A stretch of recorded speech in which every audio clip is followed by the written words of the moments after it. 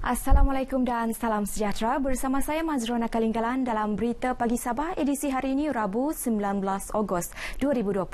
Sejumlah 10 juta keping pelitup separuh muka dan cecair pembasmi kuman akan diedarkan ke pusat mengundi untuk kegunaan petugas dalam pengundi pada Pilihan Raya Umum Dewan Undangan Negeri Sabah PRU Dun Sabah ke-16 yang dijadual 26 September ini.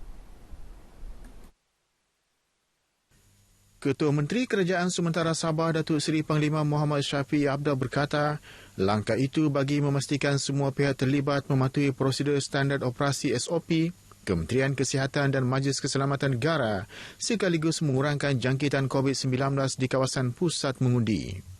Beliau berkata demikian kepada media selepas merasmikan Majlis Pelancaran Skim Pinjaman Mikro dan Skim Pinjaman Industri Kecil dan Sederhana AKS di bawah pakej bantuan COVID-19 di Kota Kinabalu.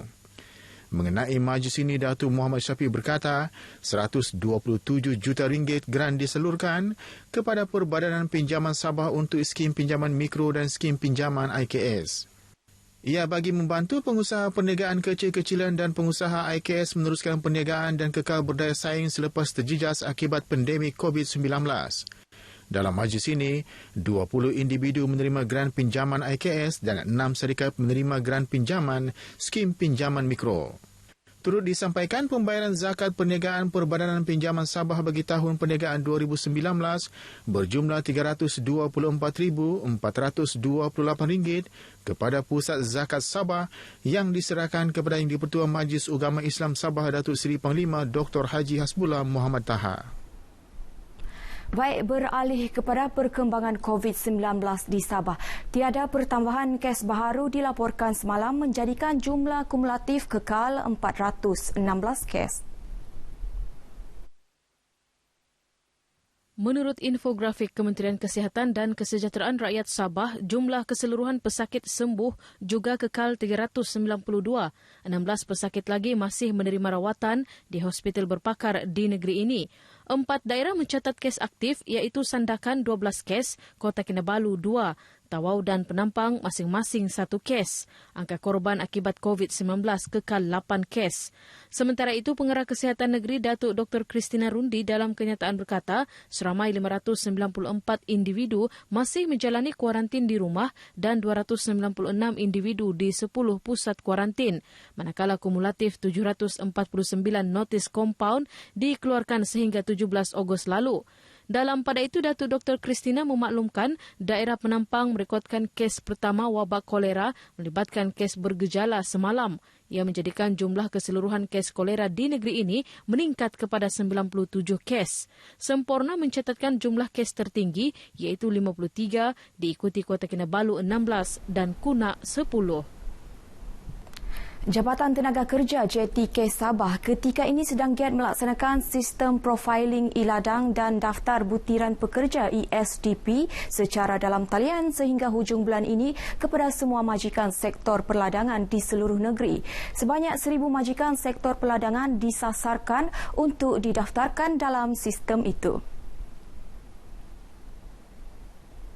Menurut Timbalan Pengarah JTK Sabah Muhammad Fauzi Abdul Ghani, ini bagi memudahkan pihak JTK dan para majikan perladangan untuk mengakses maklumat berkaitan terutamanya pengambilan pekerja asing selaras dengan Seksyen 118 Ordinan Buruh Sabah. Berbanding sebelum ini, kesemuanya dilakukan secara manual.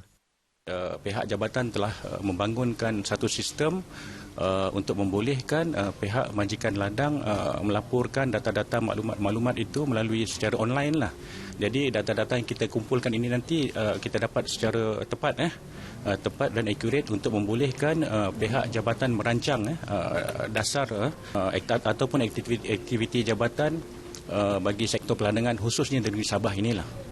Beliau ditemui media dalam taklimat sistem profiling e-ladang dan sistem daftar butiran pekerja ESPD.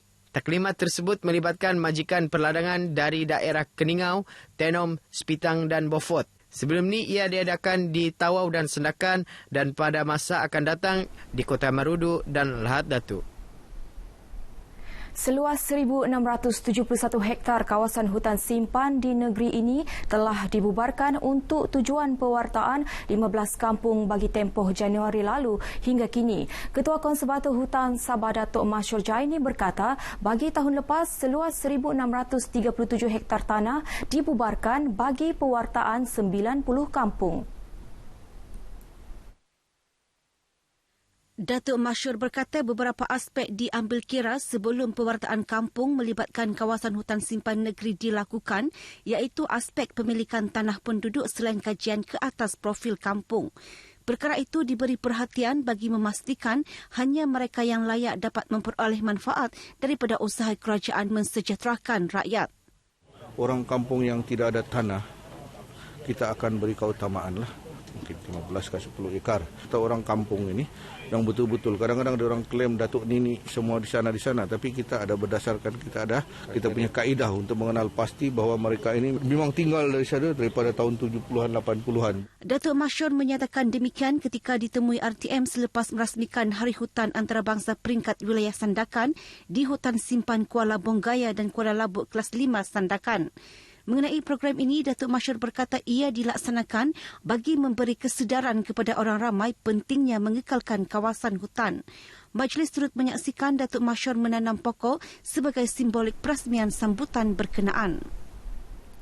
Pasukan Polis Marin PPM Sandakan merampas 1,500 biji telur penyu bernilai RM2,700 di dalam sebuah bot pam ditinggalkan di Kuala Sungai Batu 3 Sandakan awal pagi semalam. Ia dipercayai diselundup masuk dari Filipina untuk pasaran tempatan. Pegawai Pemerintah PPM Sandakan DSP Rusdin Banin dalam kenyataan berkata rampasan dilakukan pasukan Pronda Ops Gelora Khas yang mengesan sebuah bot mencurigakan dari arah laut yang cuba memasuki kawasan berkenaan kira-kira 5 pagi. Katanya juragan bot berkenaan bertindak melarikan diri selepas menyedari kehadiran pihak berkuasa dan masih belum dapat dikesan. Semua barang rampasan termasuk bot pam dan enjin dibawa ke Markas Operasi PPM Sandakan untuk tindakan lanjut. Kes disiasat di bawah Enakmen Pemeliharaan Hidupan Liar 1997. Komuniti yang berpengetahuan dan peka dengan keadaan sekeliling berupaya membantu memutuskan rantaian aktiviti penyalahgunaan dadah yang menjadi penyumbang kepada peningkatan kes jenayah. Sehubungan itu, Pengerusi Biro Hal Ehwal Wanita Persatuan Mencegah Dadah Malaysia Pemadam, Mastura Jamrah menggesa masyarakat agar proaktif memain peranan membantu pihak berkuasa membentras penyalahgunaan dadah. Penglibatan masyarakat amat diperlukan khususnya untuk menjadi mata dan telinga pihak berkuasa dengan melaporkan kewujudan aktiviti tidak sihat itu di kawasan masing-masing. Masturah yang juga pengarah Jabatan Hal Ehwal Wanita Jewa Sabah berucap merasmikan penutupan program Tegas Amanah Berani Adil Harmoni Anjuran Pemadam di Dewan Masyarakat Keningau. Turut diadakan penyampaian bantuan keperluan harian daripada Jewa kepada 30 ibu tunggal sekitar daerah Keningau.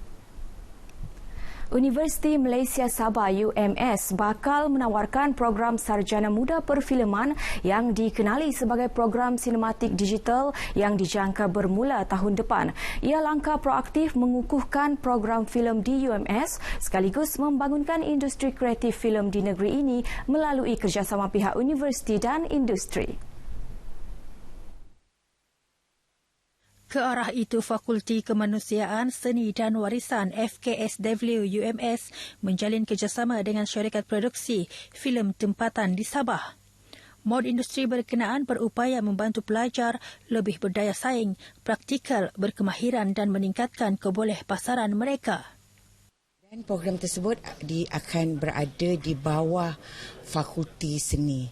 Kalau diluluskan di peringkat KPT, Fakulti Pengajian Seni akan ditubuhkan di universiti ini berdiri sendiri untuk memantapkan lagi bidang seni yang ada di universiti ini. Dr. Marsita ditemui pemberita dalam majlis menandatangani surat niat antara UMS dan 8 syarikat produksi tempatan di Kota Kinabalu. Sementara itu, pengarah urusan Empire Bayu Sendirian Berhad, A.B. Cornelis, menyambut baik kerjasama tersebut.